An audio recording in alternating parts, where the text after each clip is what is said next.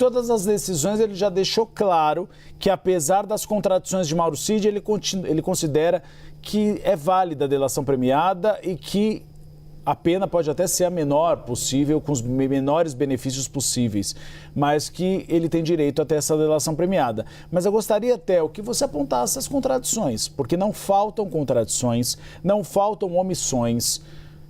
Ele dizia uma coisa, Mauro Cid, depois Alexandre de Moraes tinha de chamá-lo novamente para esclarecer alguns pontos, aí vazavam conversas dele, e aí nessas conversas ele dizia algo que não tinha dito anteriormente, e Alexandre de Moraes tinha de chamá-lo novamente para depor. Mauro Cid aí fez uma delação premiada, mas forçou para entregar alguns elementos porque estava bastante resistente. Estava bastante resistente, sem dúvida, Uribe. Houve uma série de contradições e de omissões que foram apontadas não só pela Procuradoria-Geral da República nesse período, mas também pela Polícia Federal. Um desses casos é uma reunião que aconteceu na casa do Walter Souza Braga Neto no final de 2022. Mauro Cid não contou ao delegado responsável por conduzir esse inquérito lá na Polícia Federal quem eram todos os participantes. Depois, por meio de uma investigação própria da Polícia Federal, para corroborar os argumentos trazidos pela delação do Mauro Cid, ficou constatado que havia mais gente do que ele tinha dito, outros personagens, outros militares do Exército Brasileiro.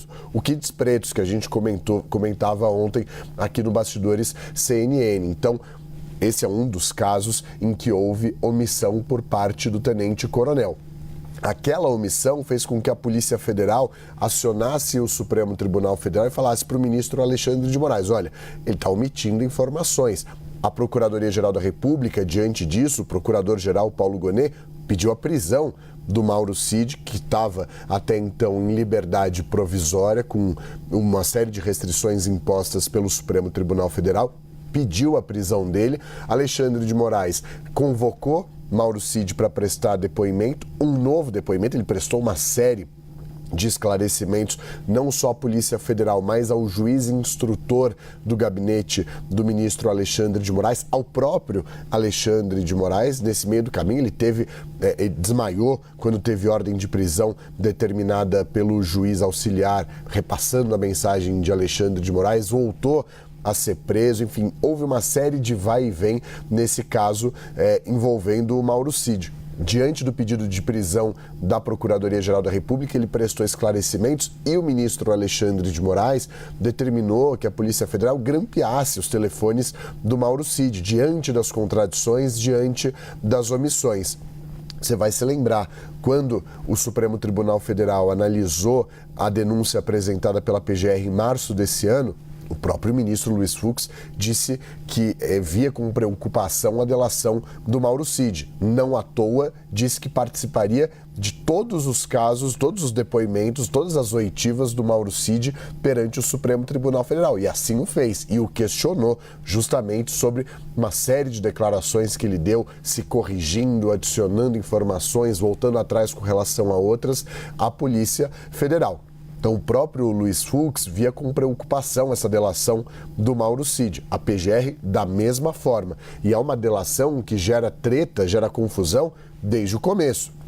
Porque a PF fechou esse acordo de colaboração premiada com o Mauro Cid sem a participação da PGR. Foi ainda na gestão de Augusto Aras. A PGR ficou mordida, disse que foi escanteada, que a delação premiada não valia se não tivesse a participação lá no começo da Procuradoria. A despeito disso, a delação foi validada, a delação continuou válida normalmente a despeito dessa reivindicação da PGR sob a gestão do Augusto Aras, com uma série de subprocuradores questionando a validade dela.